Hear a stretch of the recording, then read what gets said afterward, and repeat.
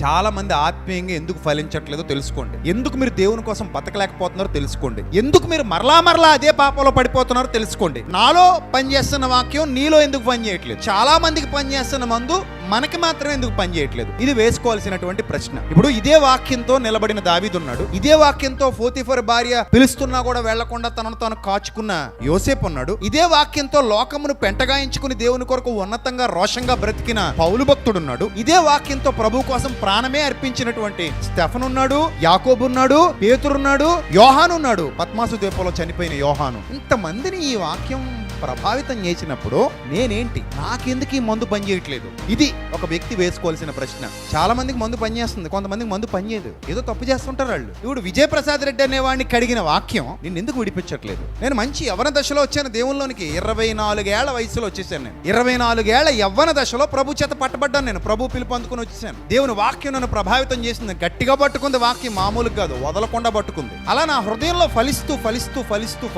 ఈరోజు వేల మందికి నేను వాక్యాన్ని పంచిపెట్టేవాడిగా మారిపోయాను. వేల మందిని ప్రభావితం చేసే శక్తిని దేవుడు నాకు ఇచ్చాడు. సో ఇలాగే గట్టి నిర్ణయం తీసుకుంటే నేను ఎందుకు అవ్వలేని అతనిలాగా, నేను ఎందుకు ఎదగలేని అతనిలా వాక్యంలో, నేను ఎందుకు దేవుని వాక్యంలో స్థిరంగా ఆత్మీయంగా బలంగా ఉండలేను అని ఒక్కసారి కసిగా గట్టి నిర్ణయం తీసుకో. ఏది కట్ చేయాలో అది కట్ చేసుకుంటూ, ఏది ఎక్కువ అవసరమో అక్కడ ఎక్కువ టైం కేటాయిస్తూ దేవునిలో ఎదుగు, పనిలో ఎదుగు. ఖచ్చితంగా ఒక బలమైన ఆధ్యాత్మిక కేంద్రంగా నీ హృదయం మారి తీరుతుంది. No doubt at all. అక్కడ ఏ డౌట్ లేదు ఇంకా.